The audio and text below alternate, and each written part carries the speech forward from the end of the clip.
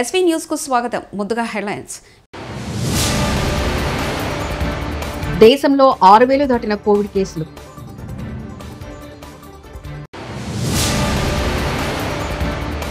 కాళేశ్వరం విచారణ దైవసాక్షిగా ప్రమాణం చేసిన హరీష్.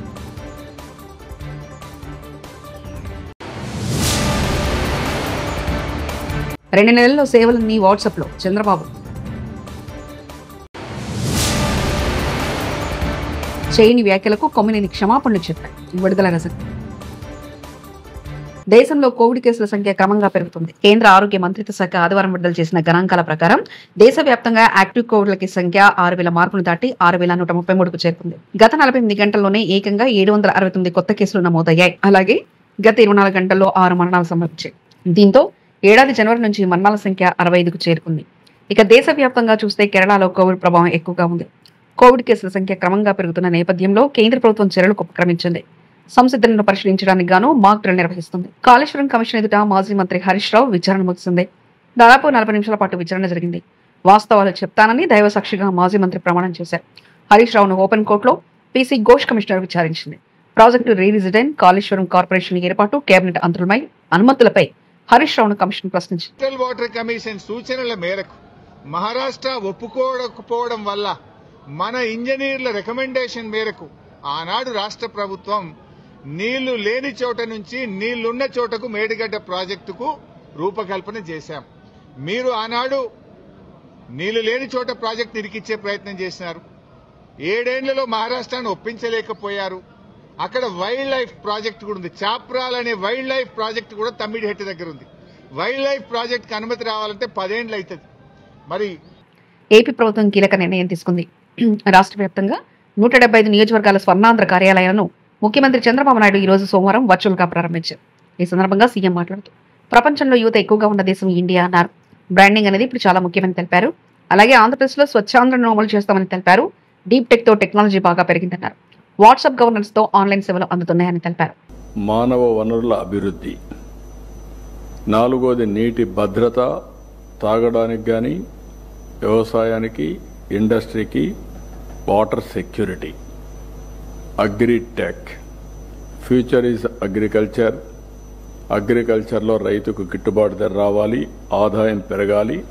అందుకే ఈరోజు మనం అగ్రిటెక్ని ఫోకస్ చేస్తున్నాం. వాల్యూ అడిషన్ కూడా ఫోకస్ చేస్తున్నాం. అదే మరిగా అంతర్జాతీయ స్థాయి లాజిస్టిక్స్. యాజ్ ఆన్ టుడే మనం చూస్తే మన దేశంలో 14% లాజిస్టిక్స్ కాస్ట్ ఉంది. ఇంటర్నేషనల్గా చూస్తే 8% ఉంది. ఈ 6% మేక్స్ ఆల్ ది డిఫరెన్స్. దీన్ని ఏ విధంగా సమర్థవంతంగా తగ్గించగలుగుతాం, ఏ విధంగా మనం ముందు తీసుకుపోతానో ఆలోచించడం కోసం అంతర్జాతీయ స్థాయి లాజిస్టిక్స్ ప్రొవైడ్ చేయాలనుకుంటున్నాం. ఇంకొక పక్కన ఇంధన వనరుల సమర్థ వినియోగం. మనం ఎప్పుడు మాట్లాడినా ఓన్లీ పవర్ గురించి, ఎనర్జీ గురించి మాట్లాడతాం. ఎనర్జీనే కాకుండా all works of life, even transport, diesel, petrol ఏదైనా సరే ఇది ఎనర్జీ కింద పనిచేస్తుంది. కాబట్టి మొత్తం మనం సమర్థవంతంగా ఏ విధంగా మనం అమలు చేయగలుగుతాం, గ్రీన్ ఎనర్జీకి ఎట్లా పోతాం, కాస్ట్ ఎట్లా తగ్గిస్తాం, democratisation of power generation is a reality. మన ఆఫీసుల ముందర, మన ఇంటి దగ్గర, మన పొలం దగ్గర, లేకుంటే మన బస్ స్టాండ్లోని ఎక్కడికక్కడ ఈ యొక్క ఎనర్జీ, గ్రీన్ ఎనర్జీ తయారు చేసుకుని మనం వాడుకుని. రాష్ట్రంలో లా అండ్ ఆర్డర్ లేదని, కూటమి ప్రభుత్వం దాన్ని అసలు పట్టించుకోవడం లేదని వైఎస్ఆర్సీపీ నేత మాజీ మంత్రి అంబటి రాంబాబు అన్నారు. సీనియర్ పాత్రికేయుడు, రాజకీయ వ్యవహారాల వ్యాఖ్యాత కొమ్మినేని శ్రీనివాసరావు అరెస్ట్ నేపథ్యంలో ఆయన సోమవారం మీడియాతో మాట్లాడారు. అది పక్కన పెట్టి ఈ అరెస్ట్ పట్ల మాట్లాడవలసిన అనివార్యమైన పరిస్థితిని ఈ ప్రభుత్వం తీసుకొచ్చింది. This is called diversion politics. ఉన్నటువంటి లైవ్లో ఉన్నటువంటి అంశాలను పక్కకు పెట్టి మొత్తం డైవర్ట్ చేసి దృష్టిని మరల్చేటటువంటి కార్యక్రమంలో ఇవాళ తెలుగుదేశం పార్టీ, తెలుగుదేశం ప్రభుత్వం ఉందని చెప్పడానికి ఇది ఒక తాజా ఉదాహరణ. టోటల్గా రాష్ట్రంలో సంవత్సరం పాటు పరిపాలన చేసినటువంటి ఈ ప్రభుత్వం అన్ని రంగాల్లో ఫెయిల్ అయిపోయింది. ఆ రంగాల గురించి మాట్లాడవలసినటువంటి పరిస్థితి వస్తుందనేటువంటి ఉద్దేశంతో లేని విషయాన్ని ఉన్నట్టుగా చేసి ఆ విషయాన్ని పెద్దదిగా చేసి అది ఒక ప్రజా ఉద్యమంలాగా తీర్చిదిద్దేటటువంటి కార్యక్రమంలో ఇవాళ నారా చంద్రబాబు నాయుడు గారు, వారి ప్రభుత్వం, వారి పార్టీ, వారికి ఉన్నటువంటి మీడియా ఛానళ్ళు పనిచేయటం చాలా దురదృష్టకరమని ఈ సందర్భంగా నేను చెప్పదలుచుకున్నాను. ఇవాళ ఉదయం కొమ్మినేని శ్రీనివాస్ గారిని, ఒక సీనియర్ జర్నలిస్ట్ని, సాక్షిలో లైవ్ షో కండక్ట్ చేస్తున్నటువంటి కొమ్మినేని శ్రీనివాస్ గారిని ఇంటికి వెళ్ళి అరెస్ట్ చేశారు. ఇది ఒక అక్రమమైనటువంటి అరెస్టు అనేది మేము చెప్పాం. నిశితంగా పరిశీలిస్తే అది అక్రమమైనటువంటి అరెస్టే అవుతుంది. అమరావతి సజ్జల వ్యాఖ్యలను ఖండించిన మంత్రి నారా లోకేష్ వైసీపీ నేతల భాష ఏంటి, వారి ప్రవర్తన ఏంటి? మంత్రి నారా లోకేష్ మహిళలకు నిరసన తెలిపితే వైసీపీ నేతలు సంకరజాతిగా అనిపిస్తున్నారా? మహిళలు ప్రజాస్వామ్యబద్ధంగా నిరసన తెలిపితే అవమానిస్తారా? లోకేష్ మహిళలను కించపరిచేలా సజ్జల వ్యాఖ్యలున్నాయి. మంత్రి లోకేష్ సీనియర్ జర్నలిస్టుల మహిళలను అవమానించారంటూ మంత్రి లోకేష్ వ్యాఖ్యానించారు. అవార్డు పొంది ఐఏఎస్ అధికారి ఈరోజు ఏకంగా కమిషనర్ స్కూల్ ఎడ్యుకేషన్ గా పోస్టింగ్ అయ్యారు. ఎందుకు చెప్తున్నానంటే మీ అందరిలో శక్తి ఉంది. ఏ లక్ష్యం అయితే పెట్టుకున్నారో అది సాధించే బాధ్యత కూడా మీ పైన ఉంది. మీరు మీ జీవిత ప్రయాణంలో మీకు మీ సక్సెస్కి కష్టపడిన వాళ్ళు మర్చిపోద్దండి. నాకు ఈ రోజు కూడా గుర్తుంటుంది మా టీచర్ల పేరు. నేను కార్నింగ్ మెల్లన్ యూనివర్సిటీకి వెళ్ళినప్పుడు నా మెంటర్ రాజిరెడ్డి గారు. సో గురుగారు ఎప్పుడు తిరిగి వచ్చిన భారతదేశానికి వచ్చినప్పుడు హైదరాబాద్ వచ్చి వెళ్ళి కలుస్తా, గురుగారి దగ్గర బ్లెస్సింగ్స్ తీసుకుంటా, అంతే, వేరే ఎజెండా ఏముండదు. ఇది చాలా చాలా అవసరం. మనం ఈ స్థాయికి వచ్చాయంటే ఉపాధ్యాయులు ఉన్నారు, తల్లిదండ్రులు ఉన్నారు, ఇంట్లో పెద్దవాళ్ళు ఉంటారు, వాళ్ళందరి ఆశీస్సులు, వాళ్ళందరి త్యాగంతో మనం ఈ స్థాయికి వచ్చాం. దయచేసి అది మర్చిపోకూడదని మిమ్మల్ని అందరినీ కోరుతున్నా. ప్రత్యేకంగా ఉపాధ్యాయుల్ని మన జీవితాంతం గుర్తుపెట్టుకోవాలి, గౌరవించాలి. తిరుపతి విమానాశ్రయానికి చేరుకున్న ఏపీసీసీ చీఫ్ వైఎస్ షర్మిలారెడ్డి విమానాశ్రయం వద్ద పీసీసీ చీఫ్ ఘనస్వాగతం పలికిన నేతలు, కార్యకర్తలు. మరి కాసేపట్లో చిత్తూరు జిల్లా కాంగ్రెస్ పార్టీ విస్తృత స్థాయి సమావేశంలో పాల్గొనున్న షర్మిలారెడ్డి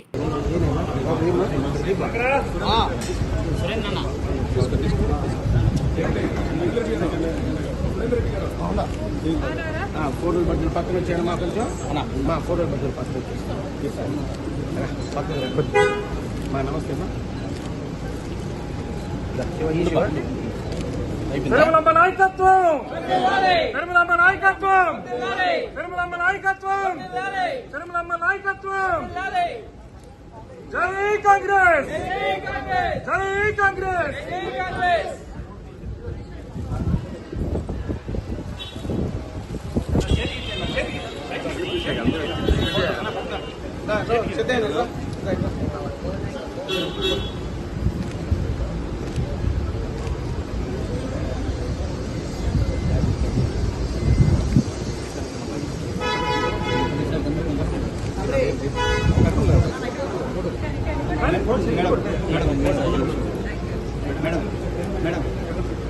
రాజధాని అమరావతి మహిళలపై వైసీపీకి చెందిన సాక్షి టీవీ చర్చా కార్యక్రమంలో జర్నలిస్ట్ కృష్ణరాజు చేసిన వ్యాఖ్యలు తీవ్ర కలకలం సృష్టించిన సంగతి తెలిసింది.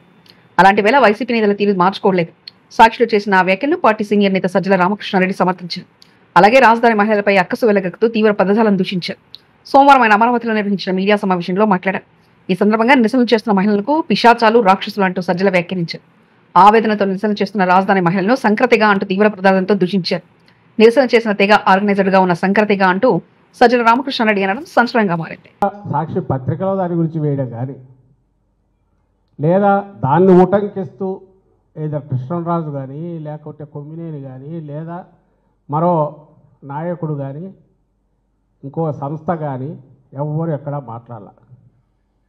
ఎందుకంటే డిబేట్ అనేది నలుగురిని ఓ దగ్గర కూర్చోబెట్టి చర్చా వేదికలో మోడరేటర్గా ఛానల్ నుంచి ఓ జర్నలిస్టో, ఒక యాంకరు ఎవరో కూర్చొని నడుపుతారు. ప్రెజెంటర్ ఉంటాడు, అందరికీ తెలిసిందే, రోజు చూస్తున్నది. ఇందులో ఏ అభిప్రాయాలు వ్యక్తమైనా అవి వ్యక్తిగతమైనవి. అయితే ఆ వ్యక్తిగతమైన అభిప్రాయాలు కొంచెం హద్దులు మీరినప్పుడు అవతల ఇంకెవరైనా వ్యక్తిత్వ హననానికో ఒక సెక్షన్ను బాధ పెడతాది అనుకున్నప్పుడు ఆ ప్రెజెంటర్ ఆపే ప్రయత్నం చేయాలి, చేస్తారు. ఆ పని కొమ్మినేని శ్రీనివాసరావు గారు ప్రయత్నం చేశారు. ఆ పాసింగ్ ఆ తర్వాత అతను వేరే సబ్జెక్టులు అయిపోయినట్టున్నాడు, అది రాలే. అతను ఏమైనా స్ట్రెస్ పెట్టి లేదు ఇట్లే అంటానని అతను అన్నట్లేదు, అది పాసింగ్ దీనిలాగా వెళ్ళిపోయినట్టుంది. తరువాత ఎప్పుడైతే 7వ తేదీ ఉదయం నుంచి ఓహో దీన్ని తీసుకొని మనం ఏదో చేయొచ్చని వాళ్ళు మొదలుపెట్టి దుష్ప్రచారం మొదలుపెట్టారు,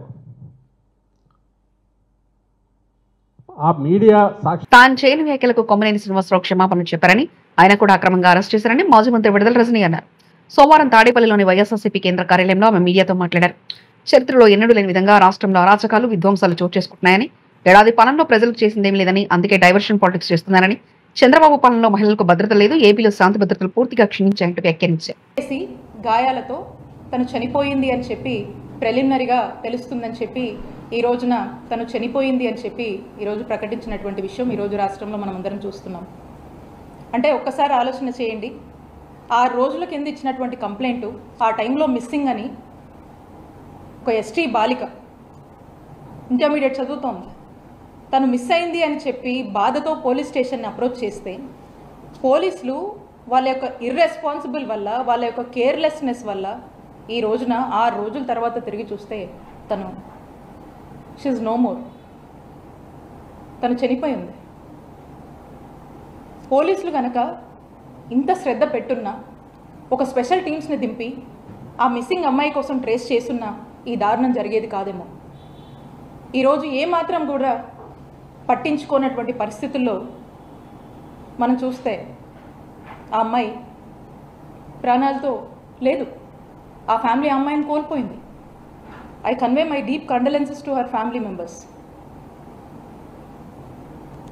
అంటే ఒక్కసారి ఆలోచన చేయండి, స్పష్టంగా లా అండ్ ఆర్డర్ ఫెయిలియర్, ఇది పోలీసుల ఫెయిలియర్ కాదా అని నేను అడుగుతా ఉన్నాను. ఇప్పుడు ఏమన్నా అడిగితే 100 కారణాలు చెప్తారు, 100 కారణాలు స్టార్ట్ చేస్తారు. ఎందుకు స్టార్ట్ చేస్తారంటే వాళ్ళు ఫెయిల్ అయ్యారు కాబట్టి. ఈ పోలీస్ యొక్క ఫెయిల్యూర్ని కప్పిపుచ్చుకునేందుకు చేసేటువంటి ప్రయత్నంలో భాగంగా అనేక సాకులతో, కారణాలతో వాళ్ళు ఇక మొదలు పెడతారు. మంత్రి పదవి ఇవ్వకపోతే ఏ మొహం పెట్టుకుని స్థానిక సంస్థల ఎన్నికల్లో ఓట్లు అడగాలి? కొత్తగా వచ్చి కుప్పిగంతులు వేస్తున్న వారికి ప్రాధాన్యత ఇవ్వడం సరికాదు. వ్యక్తులు కాదు, వాళ్ళ వ్యక్తిత్వం, విధేయత ముఖ్యమంటూ కాంగ్రెస్ ఎమ్మెల్యే మల్రెడ్డి రంగారెడ్డి వ్యాఖ్యానించారు. 10 సంవత్సరాలు అక్కడ వేరే పార్టీ అధికారంలో ఉంటే కొట్లాడి తెచ్చుకున్నటువంటి కాంగ్రెస్ను మళ్ళా రేపు కార్యకర్తలు ఏమి ఉద్దేశంతో రేపు లోకల్ బాడీలు అడగాలని ఉట్టి వాళ్ళ ఆవేదన చెప్తుంటే మేము వాళ్ళని ఎట్లా రక్షించుకోవాలనేటువంటి బాధ తప్ప మాకే పదవులు కావాలని ఎప్పుడు అడగడం లేదు. రేపు వాళ్ళందరూ గెలవాలంటే మేమందరం ముందుండి గెలిపించుకోవాల్సినటువంటి అవసరం ఉంది. ఇంటర్ విద్యార్థి తన్మయి హత్యపై గిరిజన సంఘాల ఆగ్రహం. ఎస్పీ కార్యాలయంలో బైఠాయించి నిరసన తెలిపిన గిరిజన మహిళా సంఘాల నేతలు, సంఘీభావం తెలిపిన వైఎస్ఆర్సీపీ నేతలు. గిరిజన బాలిక తన్మయి తల్లిదండ్రులతో కలిసి నిరసన, పోలీసులతో వాగ్వాదం. ఏపీలో శాంతి భద్రతలు లేవంటూ ఆగ్రహం, పోలీసులు పనిచేయడం లేదంటూ నినాదాలు.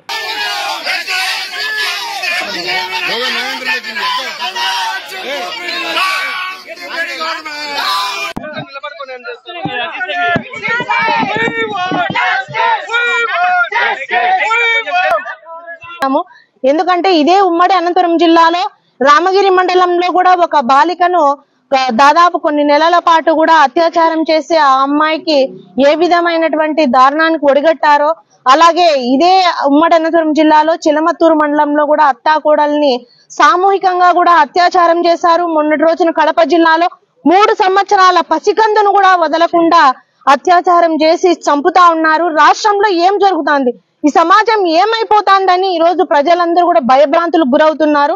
మరీ ముఖ్యంగా కూడా అమ్మాయిల యొక్క తల్లిదండ్రులు అమ్మాయిలను బయటకు పంపించాలి అంటేనే వాళ్ళ గుండెలు దడదడ కొట్టుకునేలాగా ఈ రోజు కూటమి ప్రభుత్వం పాలన చేస్తా ఉంది. ఇదే చంద్రబాబు నాయుడు గారు అధికారంలోకి రాకముందు చెప్పారు, మహిళలకు పెద్దపీట వేస్తాము, మహిళలకు సమాన. దేశంలో 6,000 దాటిన కోవిడ్ కేసులు.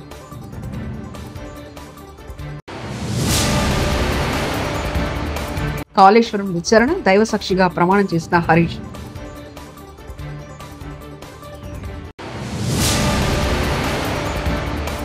రెండు నెలల్లో సేవలన్నీ వాట్సాప్లో చంద్రబాబు. చేయని వ్యాఖ్యలకు కొమ్మినేని క్షమాపణలు చెప్పారు. విడుదల రజని. ఇవి బులెటిన్ విశేషాలు. చూస్తూనే ఉండండి ఎస్వీ న్యూస్.